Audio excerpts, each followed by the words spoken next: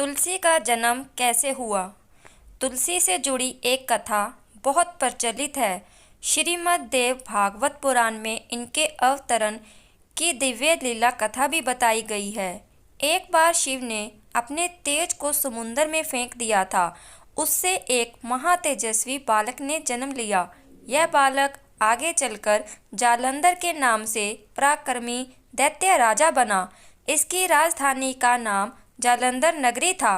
दैत्यराज कालनेमी की कन्या वृंदा का विवाह जालंधर से हुआ। जालंधर महाराक्षस था। अपनी सत्ता के मद में चूर उसने माता लक्ष्मी को पाने की कामना से युद्ध किया, परंतु समुद्र से ही उत्पन्न होने के कारण माता लक्ष्मी ने उसे अपने भाई के रूप में स्वीकार किया। वहां से पराजित होकर वह देवी पार्वती को पाने की लालसा से कैलाश पर्वत पर गया। भगवान देव अधिदेव शिव का ही रूप धरकर माता पार्वती के समीप गया, परंतु मां ने अपने योग बल से उसे तुरंत पहचान लिया तथा वहां से अंतर्ध्यान हो गईं। देवी पार्वती ने गुस्सा होकर सारा वृत्तांत भगवान विष्णु को सुनाया। जालंधर की पत्नी वृंदा अत्यंत पतिव्रता स्त्री थी। उसी के प्रतिव्रत धर्म की शक्ति से जालंधर ना तो मारा जाता था और ना ही पराजित होता था। इसलिए जालंधर का नाश करने के लिए वृंदा के पतिव्रत धर्म को भंग करना बहुत जरूरी था। इसी कारण भगवान विष्णु ऋषि का वेश धारण कर वन में जा पहुँचे। यहाँ वृंदा अकेली भ्रमण कर रही थी। भगवान के साथ दो मायावी राक्षस भी थे, जिन्हें देखकर वृंदा भयभीत हो गई। ऋषि ने वृंदा के सामने पल में दोनों को भस्म कर दिया।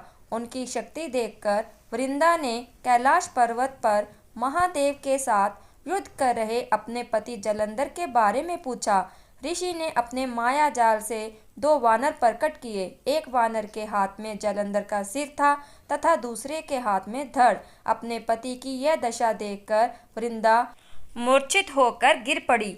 होश में आ जाने पर उन्होंने ऋषि रूपी भगवान से विनती की कि वह उसके पति को जीवित करे। भगवान ने अपनी माया से पुनः जालंधर का सिर धड़ से जोड़ दिया, परंतु स्वयं भी वह उस शरीर में प्रवेश कर गए। वृंदा को इस छल का जरा भी आभास न हुआ। जालंधर बने भगवान के साथ वृंदा पतिव्रता का व्यवहार करने लगी, जिससे उसका सतीत्व भंग हो गया। ऐसा होते ही वृंदा का पति जालंधर युद्ध में हार गया। इस सारी लीला का जब वृंदा को पता चला तो उसने क्रोध होकर भगवान विष्णु को शिला होने का श्राप दे दिया तथा स्वयं सती हो गई।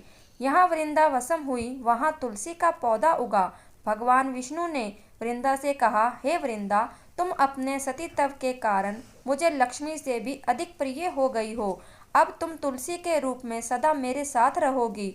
जो मनुष्य भी मेरे शालिग्राम रूप के साथ तुलसी का विवाह करेगा, उसे इस लोक पर परलोक में विपुल यश प्राप्त होगा। जिस घर में तुलसी होती है, वहाँ यम के दूत भी असमय नहीं जा सकते। गंगा व नर्मदा के जल में स्नान तथा तुलसी का पूजन बराबर माना जाता है। चाहे मनुष्य कितना भी पापी क्यों न हो, मृत्यु के समय जिनके प्राण मंजरी रह तुलसी और गंगा जल मुख में रखकर निकल जाते हैं और मुक्त होकर वैकुंठ धाम को प्राप्त होता है। जो वह पापों मनुष्य तुलसी व आंवलों की छाया में अपने पितरों का श्राद्ध करता है, उसके पितर मोक्ष को प्राप्त हो जाते हैं। उसी दैत्य जालंधर की यह भूमि जालंधर नाम से विख्यात है। सती वृंदा का मंदिर मोहल्ला कोट किशनचंद में स्थित है। कहते हैं इस स्थान पर एक प्राचीन गुफा थी जो सीधी हरिद्वार तक जाती थी। सच्चे मन से 40 दिन तक सती वृंदा देवी के मंदिर में पूजा करने से सभी मनोरथ पूर्ण होते हैं।